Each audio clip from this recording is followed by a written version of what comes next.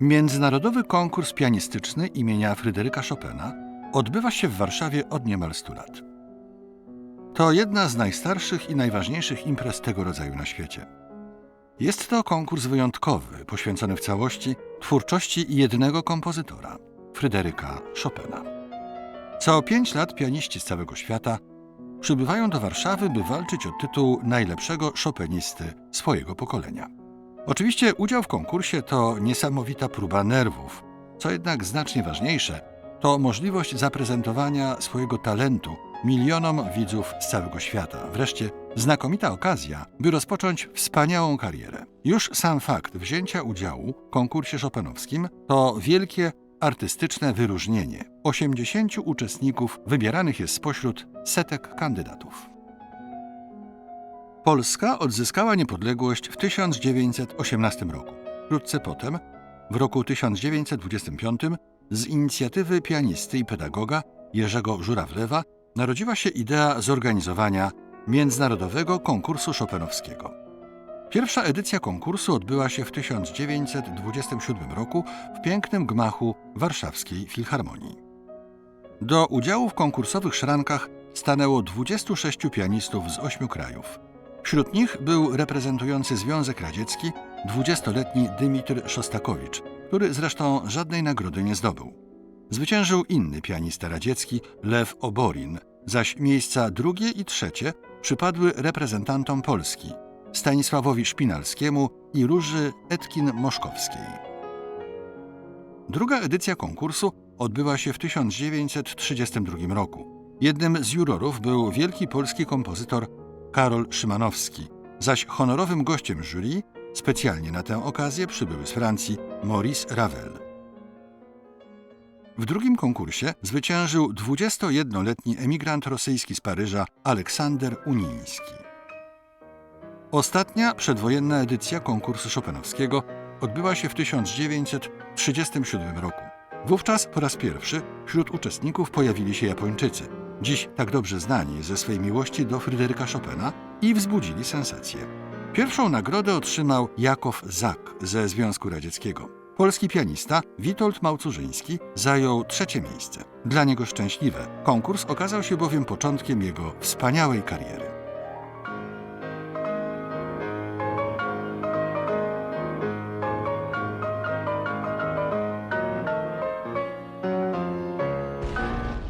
Druga wojna światowa spowodowała długą, 12-letnią przerwę między konkursami. Wskutek działań wojennych Warszawa została niemal całkowicie zburzona. Zniszczony został budynek Warszawskiej Filharmonii. Zginęło bądź wyemigrowało wielu polskich pianistów i pedagogów. Pierwszy powojenny konkurs odbył się w roku 1949, kiedy cały świat obchodził stulecie śmierci Fryderyka Chopina. Przesłuchania czwartego konkursu odbywały się w popularnym Teatrze Roma, który ocalał z wojennej pożogi. Pierwszą nagrodę ex aequo otrzymały Halina Czerny-Stefańska z Polski i Bella Dawidowicz z ZSRR.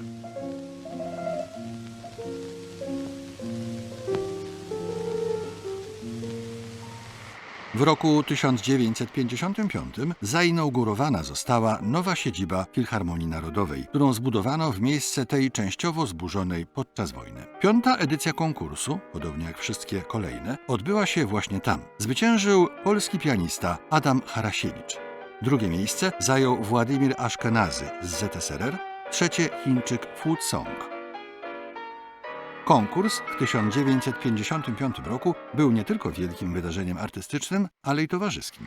Przesłuchaniom przysłuchiwała się m.in. kochająca muzykę królowa Belgii Elżbieta, której towarzyszył Jarosław Iwaszkiewicz. Iwaszkiewicz wspominał potem: jakież dziwne 3 tygodnie. Tygodnie z bajki Andersena. 3 tygodnie muzyki cały czas cudownej albo takiej, jaka mi się wydawała cudowna. Upajanie się po prostu geniuszem Chopina, oglądanym z coraz to nowych punktów widzenia, błyszczącym coraz innym blaskiem tęczy. I ci genialni chłopcy: Harasiewicz, Fu Song, Tomasz Waszary. Co za urok młodości, upajanie się młodością. I na tym tle wizyta starej, samotnej, uroczej kobiety, która przez przypadek jest także królową. Szósta edycja konkursu odbyła się w roku 1960, w roku Chopina, zorganizowanym pod patronatem UNESCO z okazji 150. rocznicy urodzin kompozytora. Tego roku jury było najliczniejsze w historii. W jego skład weszło aż 36 osób, w tym Nadia Boulanger i Witold Małcużyński, a także Artur Rubinstein jako członek honorowy. Szósty konkurs okazał się szczęśliwy dla Włoch. Zwyciężył bardzo młody, zaledwie 18-letni Maurizio Pollini.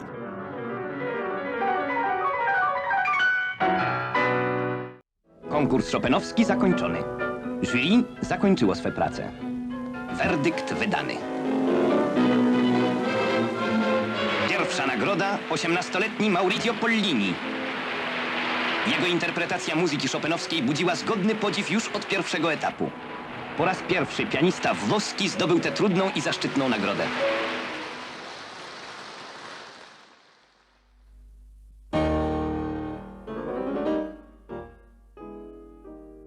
Kolejna, siódma edycja konkursu w 1965 roku miała nietypowy początek, bowiem na inaugurację wykonane zostały dzieła polskich kompozytorów współczesnych: Kazimierza Serockiego, Witolda Szalonka, Tadeusza Berda, a także Karola Szymanowskiego. Po raz trzeci w historii konkursu zatriumfowała kobieta pochodząca z Argentyny, Marta Argerich, która o mały włos nie wypadła z konkursu, bowiem próbowała uciec z filharmonii tuż przed swoim pierwszym występem. Pierwsza nagroda Marta Argerich z Argentyny. Ona także dostała nagrodę Polskiego Radia za najlepsze wykonanie mazurków i za walca As-dur. Nieprzytomna ze szczęścia i trudno się dziwić.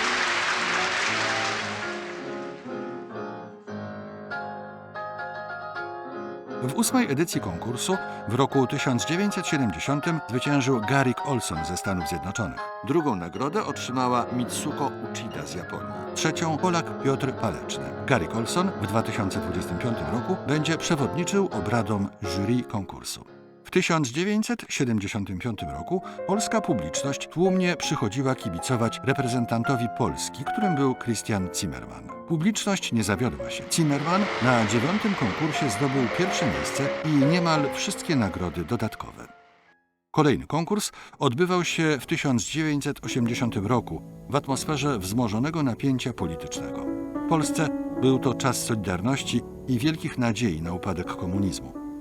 W zmaganiach konkursowych ostatecznie zwyciężył Dang Tay Son z Wietnamu, który podczas finału konkursu po raz pierwszy w życiu wystąpił z orkiestrą symfoniczną. Dang Tay Son otrzymał też ex aequo z Ewą Pobłocką nagrodę za najlepsze wykonanie mazurków oraz ex aequo z Tatianą Szebanową nagrody za najlepsze wykonanie poloneza oraz koncertu. Wielki skandal wywołał fakt, że do finału konkursu nie został dopuszczony Iwo Pogorelicz. Na znak protestu Marta Argerich opuściła jury. W roku 1985 na 11. konkursie zwyciężył Stanisław Bunin z ZSRR. Nagroda i złoty medal pan Stanisław Bunin, Związek Radziecki.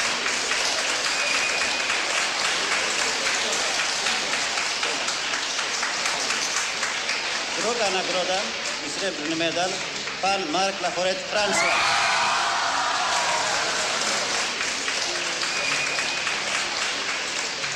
Trzecia nagroda, brązowy medal pan Krzysztof Jabłoński, Polska. W 1990 na 12. konkursie nie przyznano pierwszej nagrody. Drugą otrzymał Kevin Kenner ze Stanów Zjednoczonych. Konkurs odwiedziły aż dwie koronowane głowy: królowa hiszpańska Sofia i Fabiola, królowa Belgii.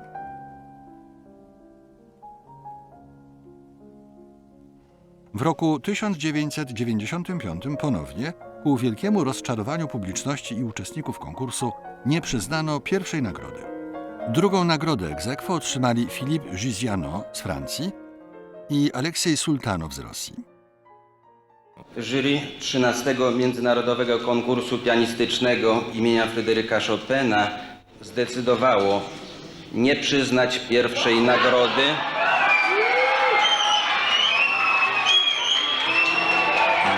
przyznać dwie drugie nagrody dla Aleksij Sułtanek i Luciano.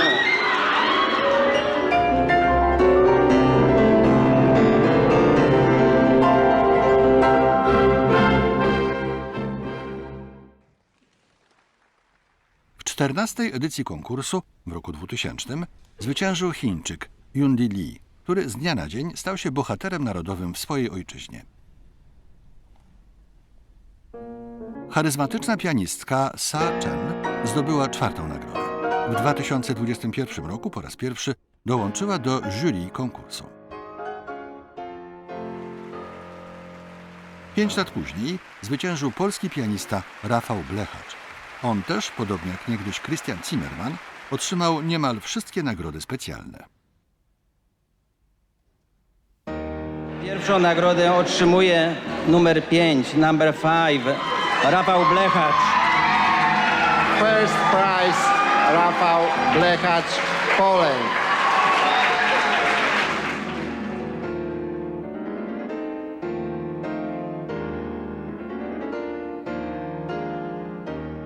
Szesnasta edycja konkursu odbywała się w roku 2010, kiedy cały świat świętował 200. rocznicę urodzin Fryderyka Chopina. Była to pierwsza edycja konkursu organizowana przez Narodowy Instytut Fryderyka Chopina. Młodzi pianiści natchnienia szukali m.in. w nowo otwartym Muzeum Fryderyka Chopina i pięknym parku otaczającym dom urodzenia Fryderyka Chopina w Żelazowej Woli. Laureaci rocznicowego konkursu to Daniil Trifonow, Ingolf Wunder, Lukas Geniuszas i zdobywczyni złotego medalu Julianna Awdiejewa, która w 2025 roku zadebiutuje w roli jurorki na konkursie chopinowskim.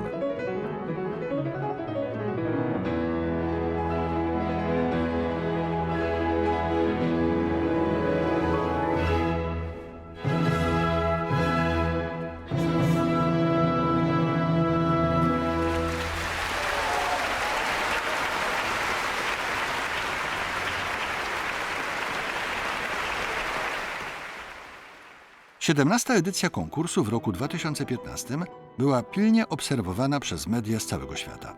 Rekordowa liczba widzów śledziła zmagania konkursowe w telewizji, radiu i przede wszystkim w internecie.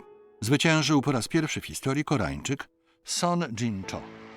Jego nagrania z konkursu chopinowskiego, opublikowane zarówno na płytach Deutsche Grammophon, jak i Narodowego Instytutu Fryderyka Chopina, osiągnęły rekordową sprzedaż i przyczyniły się do podpisania przez artystę stałego kontraktu z wytwórnią Deutsche Grammophon w 2016 roku.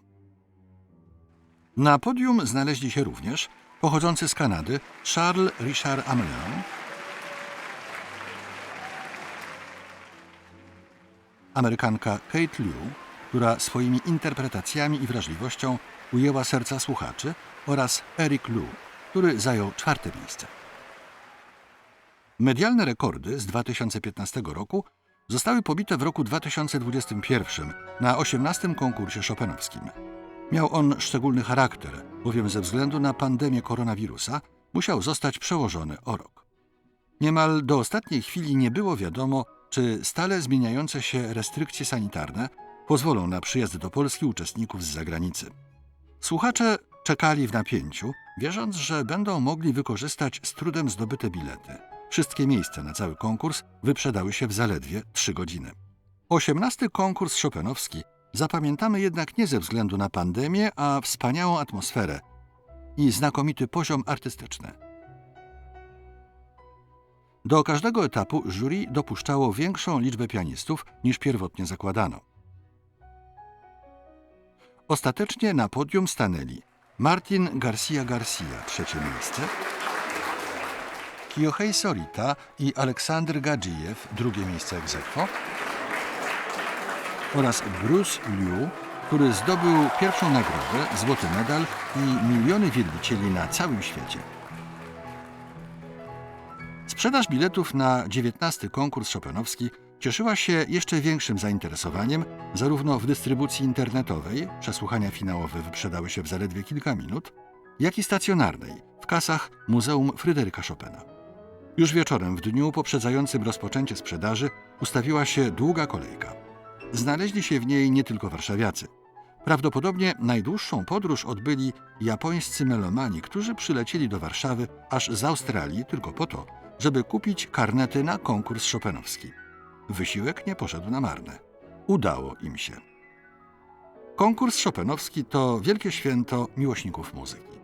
Każda edycja to szansa na odkrycie nowych, wspaniałych artystów. To wielkie przeżycia, które w sercu i pamięci pozostają na zawsze. Do zobaczenia w październiku 2025 roku na 19. konkursie chopinowskim.